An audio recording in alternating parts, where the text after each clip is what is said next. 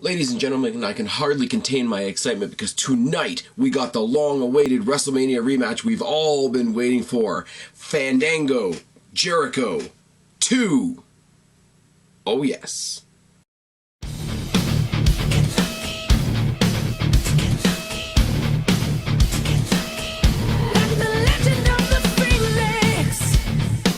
What's going on, everybody? It's your buddy, it's your pal Spaz, Phoenix, the YWC Reality Check, here with your March 21st Raw review. And before I get into anything, quick little programming note. I will not be doing a Raw review, a NXT review, or a SmackDown review the week leading into WrestleMania. Reasons are personal, reasons are my own, things are cluttered that week, whatever. I will be doing Ask the Phoenix, so you got a couple more days to add your questions into the comment section below on that video, and I will, all things being equal, be doing a WrestleMania / TakeOver Dallas preview video with Christian Guapo, and a couple other names might be throwing their hat into the ring. That might be a thing, but this will be the last Raw review you get from me until after WrestleMania, NXT, SmackDown, etc., etc., etc. I'll be reminding you guys throughout this week. That won't be happening. You will get some content from me. It just won't be the typical fare. So I figured I'd tell you guys that now, because that decision was kind of made for me earlier today. Now, I actually got to see the Raw preview show for once. Found out a couple things. Found out we're going to get Vince's big announcement to do with the Hell in the Cell match at WrestleMania. Also, we're going to be hearing from several legends about what they think of the Hell in the Cell match between Shane McMahon and The Undertaker. We're going to get Dean Ambrose versus Braun Strowman, which I'm sure will be riveting. We're going to get Big E versus Rusev, building up their respective teams for their match at WrestleMania, which is fine. And we see Renee Young in the back. Now, I meant to do a video about this over the weekend because it was a rumor that was driving a lot of people nuts. We're getting Team Brie versus Team Lana at WrestleMania. I keep wanting to say Team Brie versus Team Nikki because of all the sibling rivalry we've had, but Nikki's not around right now. Basically, what we're meant to gather is that it's going to be Natalya, Paige, Brie Bella, and Alicia Fox versus Lana, Summer Rae, Naomi, and Tamina. Which is fine, I guess, because they're introducing Lana to the roster as a wrestler, I guess. But here's my problem. I like Nattie. I like Paige. I like... Who else is in the frickin' match? I like Nattie. I like Paige. I like Alicia Fox, okay. And I like Brie Bella, even though it's not the popular thing. But on the other side of the coin, you got Summer Rae, who's ridiculously, criminally underrated. But she's usually a valet. So you've got 4 decent to good to great wrestlers versus 2 valets and 2 jobbers in Naomi and Tamina. And I'm meant to care about this for reasons. Anyway, that breaking news was broken on the pre-show, never mentioned on the show whatsoever.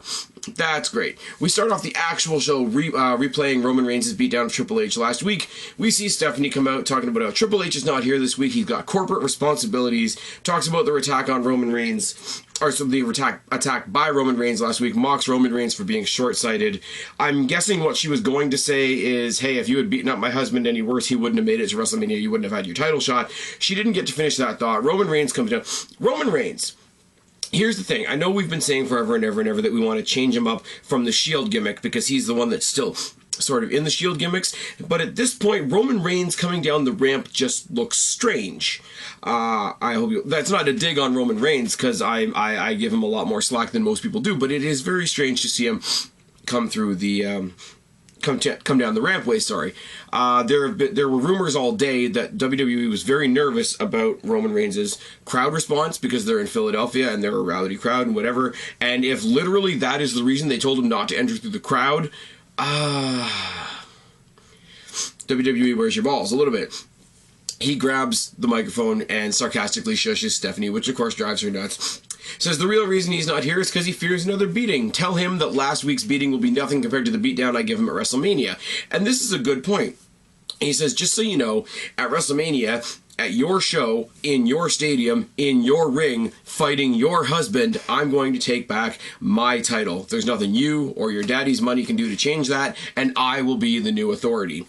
End of. here's the thing, and here's where I'm going to give some credit to Roman Reigns and to Stephanie McMahon, because there is a complaint in the YWC that's popular. It's like a broken record at this point, but we always get a big, long opening prologue from the Authority or from Roman Reigns, and the fact that Roman Reigns talks too long and can't cut a promo. Roman Reigns was short, Stephanie McMahon was short. This entire segment was about 7 minutes.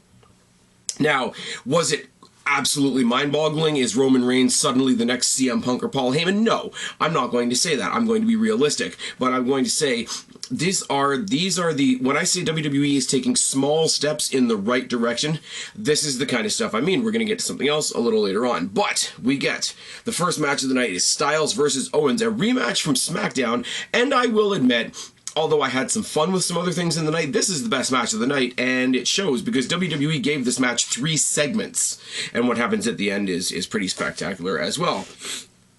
Bear with me as my notes are messy. This is a thing. Collar and elbow tie to start, and a side headlock by Owens. Overhand wrist lock by Styles, and elbows to the head, and a headlock by Owens. Elbows by Styles and a dropkick. Owens hits a snake eyes on the guardrail, which is not something I can ever remember seeing before.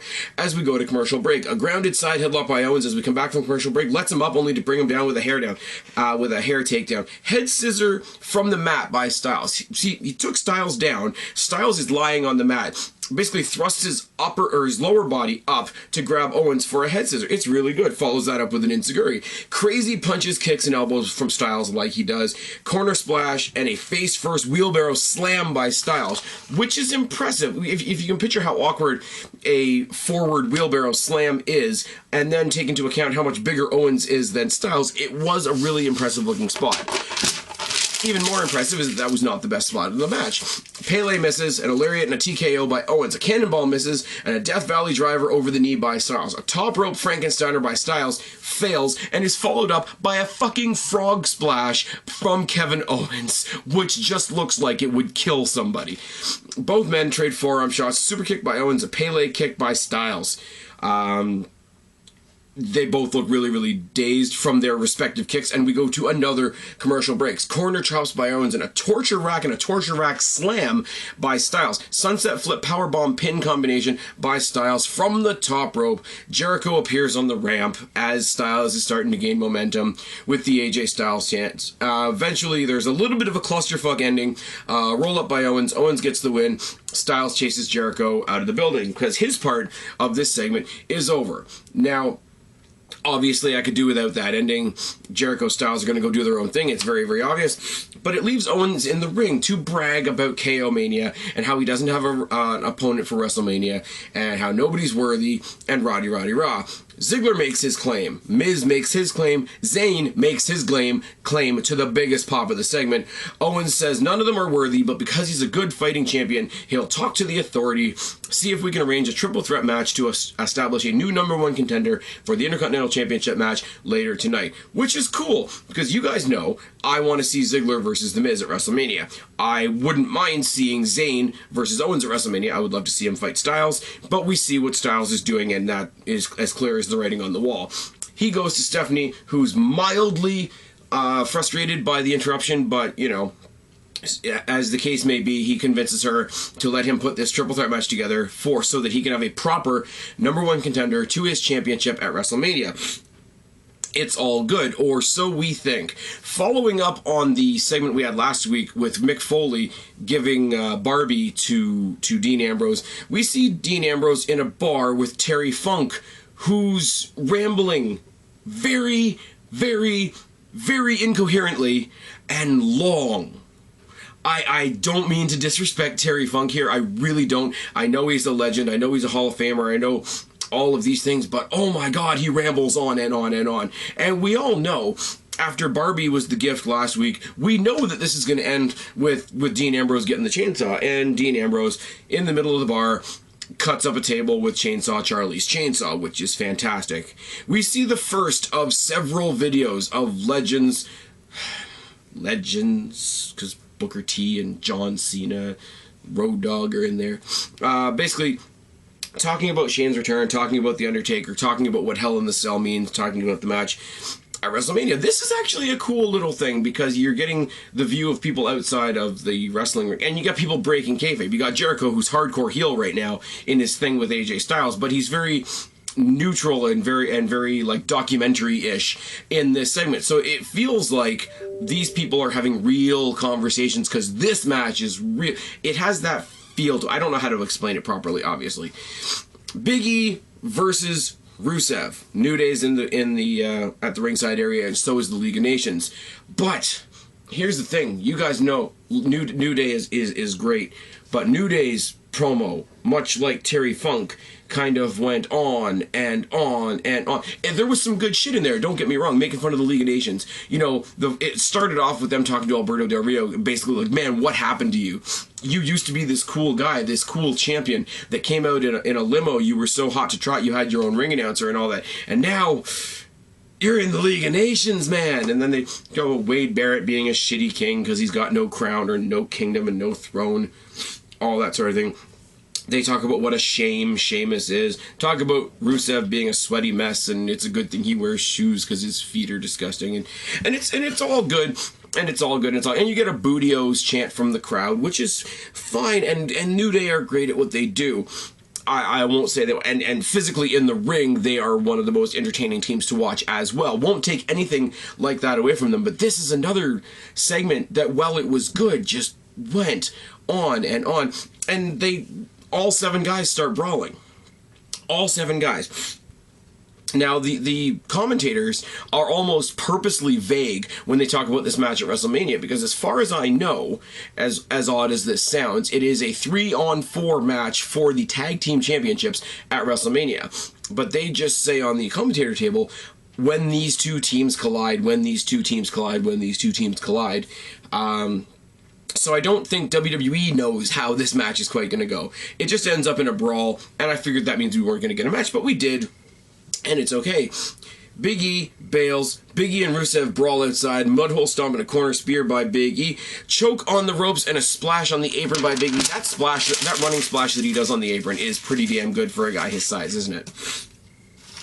Side headlock and a body scissor by Rusev. All the other teammates brawl outside. That's a 3-on-2 advantage, and Woods and Kofi are taken out for quite a while the rest of this match is going on. Boots and a headbutt by Rusev and a running elbow drop. Belly to belly overhead release suplex by Big E. Does that 3 times. We know Big E is a big guy, no pun intended, but Rusev is significantly bigger than Big E, so him popping off those 3 suplexes in a row is pretty damn impressive. Spinning heel kick by Rusev, Uranage by Big E, knee lift and a super kick by Rusev, back body drop and a running splash by Big E, super kick by Rusev. The accolade is countered into an electric chair by Big E. Big E hits his patented spear through the ropes on Sheamus, who's trying to distract the whole match. There's another big clusterfuck. Xavier Woods looks pretty fucking stellar and serious on the outside, taking off some of the other opponents. Big E hits the big ending on Rusev, which once again, because of the size disparity,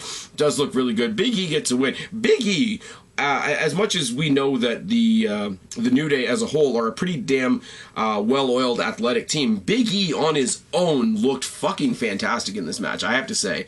I don't mean to overgush, it wasn't the greatest thing I've ever seen, but I don't see Big E, because he's the big guy of the group, I don't see him moving around as much as the other two, and he really, really did in this match. I was glad. You got a team scenario going into WrestleMania, so you have individual members of individual teams fight leading up to the pay-per-view. That's sort of a booking 101 thing. I get that. I'm really glad the one they chose to focus on in this match was Big E, because he's almost, even though he's one of the ones that always defends the tag titles, he's not somebody that gets individual focus. He's kind of the Matt Hardy of the group, and you guys know I'm a Hardy mark, so that's not exactly an insult. But you got Jeff, who was seen as the high flyer, Matt, who was sort of seen as the more grounded guy. Big E is kind of like that in the New Day, because you got the other 2 guys that are smaller, lighter, high flyers, etc. And he could be seated as the grounded guy, but when he does that spear through the ropes to the outside, it's basically like acrobats without a net, and it's quite a thing to see, especially when he nails it on somebody the size of Sheamus, which is also good. Speaking of big guys, we see Big Show whose face this week comes out to talk about the Andre the Giant Memorial Battle Royal that was confirmed last week, talks about what it meant for him to win it last year, talks about how he's a giant, his life as a giant, how things have been hard for him, and rah, but more to the point that the guy that set the bar for all giants in wrestling was Andre, so it was very important for him to be a two-time winner of the Andre the Giant Memorial Battle Royal. Very nice, very sincere, almost a breaking of the fourth wall type of promo. Sounded like he was genuinely talking from the heart for at least most of it. He's interrupted by the social outcasts, who guarantee him that they're going to make sure he doesn't win the Andre the Giant Memorial Battle Royal. We're going to win it because we're the four best friends that anybody ever had. And I figured the next thing I was going to write on this page was Big Show eliminates all four of them handily, which did not happen. Eventually they chop blocked him and they started beating the crap out of him, which is fine. It's what Big Show does. Kane saves him, throws all the social outcasts out of the ring, and then turns his attention to Big Show, who helpfully, climbs up on the second rope to pose, and Kane just taps him on the shoulder, goes to chokeslam him. It would have been a really cool visual if you're building up to a battle royal. I would have loved to seen Kane chokeslam the Big Show from the top rope right out of the ring, but I don't think the floor could have handled it. So the fact that he just chokeslammed him in the ring was the next best thing. When he grabs him by the throat, though, there was a sound that came out of the Big Show that was almost like, "What the heck are you doing?" So if they did this to Big Show like a rib, and he thought that it was going to be just the big guys taking out the little guys, and this was the swerve they pulled on him as a prank or whatnot, it would make me laugh a lot, because Big Show hugged Kane. Big Show is giant bald Daniel Bryan and hugging Kane. For reasons. Anyways, next up we're going to get a WrestleMania rematch. And as I said in the intro, we're getting the long-awaited rematch of Jericho versus Fandango.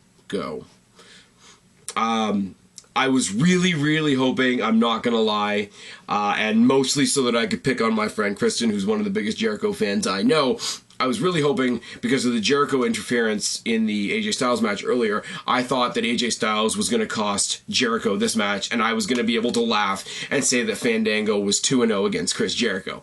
Can't do that, but it's fun to fantasy book, isn't it? Cheap shot and boots by Jericho and a corner chop to start the match. A pie face, which is answered by some chops and some jabs by Fandango, who actually looks decent for half a second. A clothesline and a spinning heel kick from Fandango, and a hangman. Styles comes out to the entranceway chanting Y2 Jackass, which is nice. Doesn't distract Jericho, it just fires him up. He hits a pretty nasty looking codebreaker on Fandango. Fandango fucks off. Styles makes the WrestleMania challenge, and it's not answered, but we already know it's happening, so there's suspense or not. More legends. Talk about Shane versus Undertaker, and eventually these segments get old. I'm not gonna lie, because we could be seeing a match, and yeah. Owens comes out to announce his triple threat #1 contenders match for his Intercontinental Champions. #1 contendership triple threat match for his Intercontinental Championship. First day with my new tongue. So you think he's out to announce Miz, Ziggler, and Sami Zayn, right? No, he announces his own competitors, which are Stardust, Sin Cara, and Zack Ryder. For reasons. Match is what it is. I wrote down what happened in the match, but I really don't care. As he moves over to commentary, he's met by Zayn at ringside, then Ziggler at ringside, then Miz at ringside. They're all yelling at each other. The match is still going on. Stardust throws Ryder out of the ring, so that they're both on the outside. Owens, who's already cornered by 3 other competitors, throws... Who did he throw? He threw Ryder into the Miz. The match ends by disqualification. Now, I call bullshit on this because it's a triple threat match, and there are no disqualifications in a triple threat match, but for storyline purposes, I guess it works. The 6 competitors that all thought they were going to get a shot at the Intercontinental Championship all beat the hell out of Owens for a couple minutes. He takes a couple finishers from a couple people and bails. Goes to the back once again. Interrupts Stephanie McMahon, who's on the phone with Triple H. Wants something to be done about all these crazy guys in the ring. None of them deserve to be champion. None of them deserve a shot at WrestleMania. None of them deserve to be at KO Mania. Stephanie, more and more pissed off at this point, corrects him. It's not KO Mania, it's WrestleMania, and seeing as you think you've climbed the ladder so fast, you're going to be in a ladder match against all of those guys at WrestleMania for your Intercontinental Championship. So now you've got Owens versus Ziggler versus Miz versus Zayn versus Stardust versus Sin Cara versus Zack fucking Ryder. Now, what does this mean? It means the fans that want Owens versus Zayn are pissed off. I'm going to sneeze. It's going to happen any second now. You got me, who wants Ziggler versus The Miz. That's not going to happen. The only thing I can say good out of all this is we're getting a ladder match. Ladder match always gets a pop from the crowd. And Sin Cara isn't getting left in the dust because his tag team partner has another title match to deal with at WrestleMania. That is something that I said a while ago when Kalisto became a singles champion.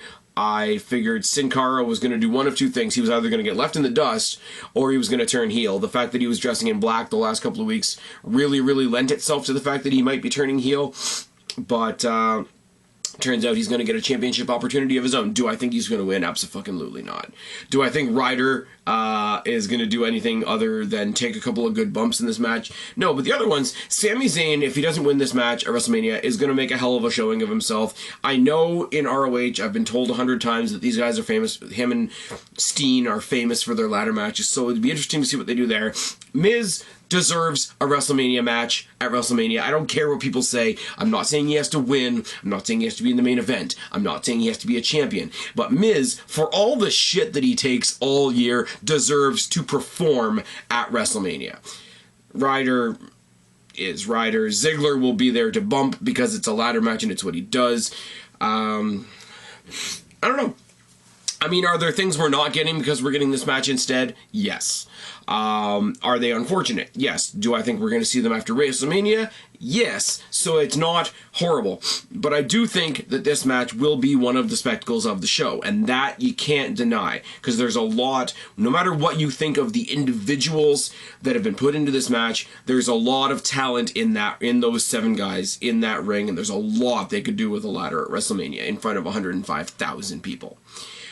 Anyways, in the next segment, after the commercial break, we see Triple H meeting up with Stephanie outside to drive her home. And they try to leave, and the garage opens. And I will say, this is not to say that Roman Reigns is any kind of badass, but the way they shot this was Triple H's car, and in front of them was sort of like the roll-up garage door, and to have Roman Reigns standing there almost like a silhouette as the door opens, and then beat the crap out of Triple H again, was pretty damn good. So the last thing we remember of Roman Reigns in this whole scenario is not that he cut a really short, half-decent promo at the beginning of the night. It was that he beat the crap out of Triple H again. We've seen the staples in Triple H's head. We know that Roman Reigns got his nose broken, and, you know, in real life he had to fix something with his sinuses, but in the storyline he had his nose broken by Triple H. So these guys have drawn blood from each other. I'm gonna sneeze, holy fuck. And my camera's flashing at me. I'm winning all over the place tonight. I'll be right back, guys. Nattie versus Charlotte was next.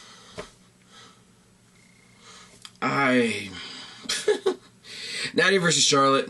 Charlotte's obviously got Ric Flair by ringside with her because without him she has no personality. Becky and Sasha Banks are on commentary. They're bickering on commentary, which usually I would complain about, and usually I would agree with the rest of the wrestling world. Yeah, people bickering on commentary is annoying. But I promise you, I'm not shitting you at all, the bickering on commentary was more entertaining than this match. Oh, yes. Collar and elbow tie-up in a shoving match and a chop battle from both girls. Trip takedown by Nattie and a surfboard stretch. A run-up-the-head drop-kick thing that Nattie does. Discus clothesline on the outside because she thinks she's her dad as well. Slam by Charlotte. Corner chops by Charlotte. A mud hole and a 10-punch. A Batista bomb by Nattie. Why sharpshooter? Because you have to, because you're a heart. Nattie eats turnbuckle, there's a pin reversal sequence, a bow down to the Queen, and Charlotte gets the obvious win. This match is pointless. This match was happening in the ring so that the other two would have a chance to talk. These two could have done all the talking that they did on commentary in a segment. It would have been more entertaining than this match. I know that technically Natalya is a great talent. I do. I know that technically Charlotte is a great talent. I do. But being a great technical talent doesn't work if I don't give a fuck. I give a fuck about Paige. On different levels, I give a fuck about the Bellas. I give a fuck about Sasha Banks. I give a fuck about Becky Lynch. They are not as skilled technically in the ring as Charlotte or Natalya. The unfortunate thing about all this is I don't give a shit. I don't. And this match was boring. It was technically proficient. It was a wrestling clinic. It was a Wrestling 101. This is something they probably would use as an educational video in the performance center when they're teaching the basics to the new NXT recruits. That's fine. That's wonderful. They're very good technically in the ring. I won't take anything away from that. But I don't give a shit. I saw these two fight live 2 Saturdays ago at Roadblock in Toronto, Ricoh Coliseum, with pretty damn good seats and a pretty damn live crowd. And I still didn't give a shit. I just didn't. I'm sorry. I know that's sacrilege because, you know, whatevereth generation superstars and all that, but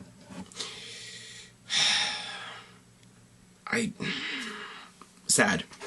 Very, very sad. Although I will take this over Naomi being on my TV at all. I will say, on the pre-show, there was a promo cut leading up to that big team versus team thing, and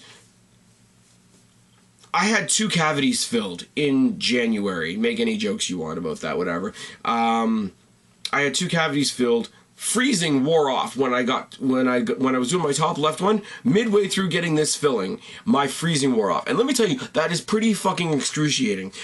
But, and it's a big slash through the middle, underline, boldface, uppercase, but I would rather do this again than hear a Lana and Naomi promo.